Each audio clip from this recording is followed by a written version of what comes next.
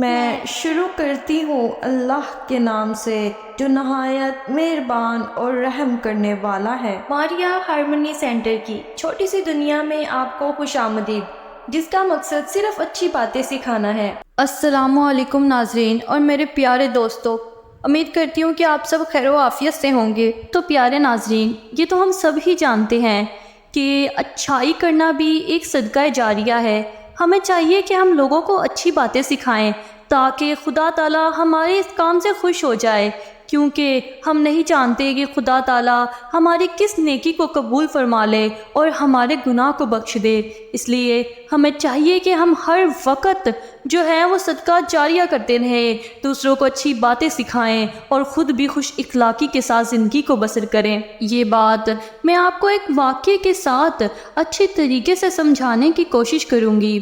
ایسے ہی قدیم زمانہ میں ایک سلطان تھا جس کا نام تھا ابو نصر۔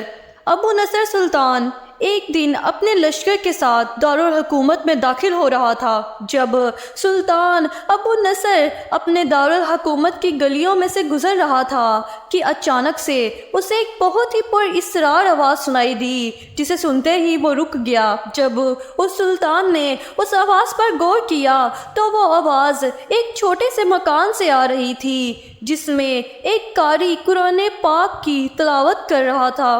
اس وقت وہ قاری اپنے چھوٹے سے مکان کے اندر قرآن پاک کی سورت العمران کی آیت نمبر 26 کا ترجمہ کر رہا تھا۔ وہ بڑے ہی پرساز آواز میں قرآن پاک کی تلاوت کرتا رہا اور اس تلاوت کو سننے کے لیے سلطان کھڑا ہو گیا۔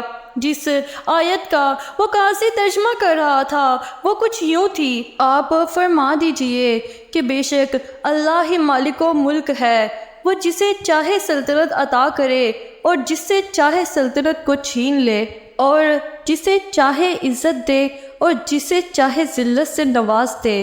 بے شک تمام تر بھلائی اللہ کے ہاتھ میں ہے اور اللہ ہر چیز پر قدرت رکھتا ہے۔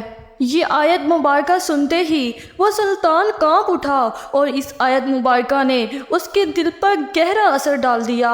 وہ یہ سن کر ساتھ ہی ساتھ اپنے گھوڑے سے اترا اور سجدے کی حالت میں چلا گیا۔ ابھی اس واقعے کو چند ہی روز گزرے تھے کہ وہ قاری جس نے قرآن پاک کو تلاوت کیا تھا اس کی وفات ہو گئی۔ قاری کی وفات کے چند روز بعد قاری کے ایک دوست نے قاری کو اپنے خواب میں پایا۔ اس نے دیکھا کہ قاری کو جنت کے اندر ایک بہت ہی اعلیٰ مقام ملا ہے، جسے دیکھ کر وہ کافی حیران ہوا اور اپنے دوست قاری سے خواب کے اندر پوچھنے لگا کہ تمہیں جنت میں یہ اعلیٰ مقام کیسے نصیب ہوا؟ جس پر قاری نے اپنے دوست کو جواباً کہا کہ میں تو خدا کی ذات کا ایک ادنا سا غلام ہوں اور ایک بہت ہی گناہ گار بندہ ہوں۔ میرے تو نامہ اعمال میں کچھ خاص نیکیاں بھی نہیں، بے شک میں نے بہت سے گناہ کیے ہیں، لیکن اس سب کے بعد بھی خدا تعالیٰ کو میری ایک نیکی پسند آ گئی، جس کی وجہ سے خدا نے مجھ پر اپنا رحم فرمایا۔ بے شک خدا بڑا غفور الرحیم ہے۔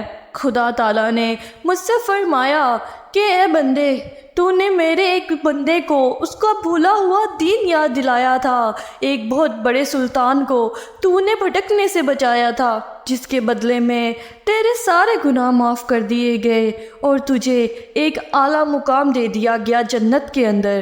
بے شک اس میں کوئی شک نہیں کہ ہمارا خدا بڑا غفور الرحیم، مہربان اور رحم کرنے والا ہے۔ یہ تو ہم سب جانتے ہیں کہ خدا کی ذات کا حکم ہے کہ تم مجھے یاد کرو، بے شک میں تمہیں یاد کروں گا۔ بس اس سے ثابت ہوتا ہے پیارے ناظرین کہ خدا تعالیٰ ہماری کوئی بھی نیکی رائگاں نہیں کرتا، خواہ مخواہ وہ کتنی ہی چھوٹی یا کتنی ہی بڑی کیوں نہ ہو، ہر ایک کو اس کا پورا پورا اجر ملتا ہے۔ بے شک خدا بہتر انصاف کرنے والا ہے۔ میں دعا کرتی ہوں کہ خدا تعالیٰ ہمیں حسن سلوک اور خوش اخلاق سے رہنے کی توفیق عطا فرمائے، آمین۔